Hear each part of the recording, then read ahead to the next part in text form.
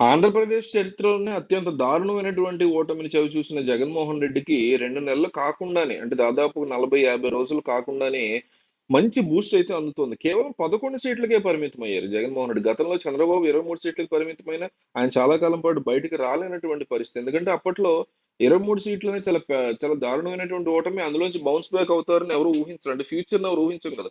కానీ ఇప్పుడేమైందంటే జగన్మోహన్ రెడ్డికి ఉన్న బిగ్గెస్ట్ బూస్ట్ చంద్రబాబే ఇచ్చినట్టయింది. 23కి బౌన్స్ అయ్యాడు కదా ఆయన. నేను కూడా 11 నుంచి బౌన్స్ అవుతాను. ఏపీలో తమిళనాడు తరహా రాజకీయాలొచ్చాయి. రేపొద్దున గతంలో జయలలిత ఎట్లాగే బౌన్స్ అయ్యారో, లేకపోతే కరుణానిధి ఎట్లయితే 6 సీట్లు తెచ్చుకొని బౌన్స్ అయ్యారో, నేను కూడా బౌన్స్ బ్యాక్ అవ్వగలను అనేటువంటి గొప్ప మొరైల్ వచ్చేసింది ఫస్టే. అధికారంలోకి వచ్చిన కొన్నాళ్ళకే. అదే టీడీపీ, వైసీపీ క్యాడర్‌లో కూడా అదే అంశం బాగా దూసుకెళ్ళగలుగుతుంది. కానీ గతంలో 23 సీట్లకి చంద్రబాబు పరిమితమైనప్పుడు ఆ రకమైనటువంటి పరిస్థితులు లేవు. ఎందువల్ల నేను ఇట్లా జరిగింది? ఎందువల్ల ఇంత దారుణమైనటువంటి ఓటమొచ్చిందనేటువంటి ఇదిలో ఉండిపోవాల్సొచ్చింది.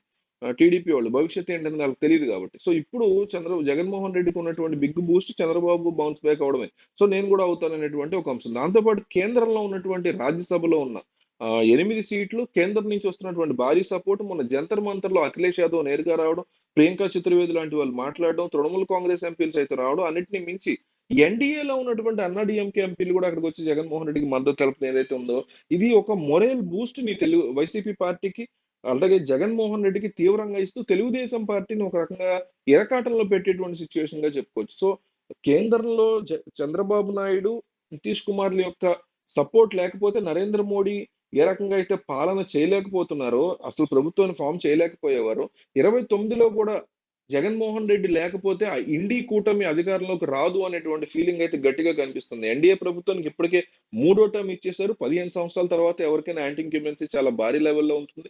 సో, మోడీ సర్కార్ ఖచ్చితంగా దిగిపోయి ఇండీ కూటమి అధికారంలోకి వస్తుందనేటువంటి విశ్లేషణలు వినిపిస్తున్న నేపథ్యంలో, జగన్మోహన్ రెడ్డి మాతో ఉన్నాడు, మా వెంటే ఉన్నాడు, మేమందరం కలిసి ముందుకెళ్తే మీ పట్ల మేము అవిశ్వాస తీర్మానాన్ని ప్రవేశపెట్టైనా సరే, మేము డెఫినైట్‌లీ మీ పట్ల అధికారంలోకి వచ్చే కనీసం మధ్యంతర ఎన్నికలు తీసుకొచ్చేటువంటి సత్తా మాకుంది అంటూ పార్లమెంట్‌లో జగన్మోహన్ రెడ్డి ఉన్నాడు తమతో అనేటువంటి ధైర్యంతోనే అఖిలేష్ యాదవ్ మాట్లాడినటువంటి మాటలు రీసెంట్‌గా మాట్లాడిన మాటలు జగన్ అనే వ్యక్తి వీళ్ళకి ఎంత కొండంత బలమో, వీళ్ళు ఎట్లా ఫీల్ అవుతున్నారో అనేది మనకక్కడ స్పష్టంగా అర్థమయ్యే పరిస్థితి. సో, జగన్మోహన్ రెడ్డి యొక్క బలం తమ వైపు ఉంది. ఇండీ కూటమి గనక తలుచుకుంటే జగన్ సపోర్ట్ ఉన్నప్పుడు రేపొద్దున 29లో ఇట్లాంటి ఏపీలో వచ్చిన ల్యాండ్ స్లైడ్ విక్టరీ ఈసారి జగన్‌కి వస్తే 29లో భారీ ఎంపీలు అనేవాళ్ళు జగన్‌కొస్తారు. 25 మంది వచ్చేసినా ఆశ్చర్యపోక్కర్లేదు.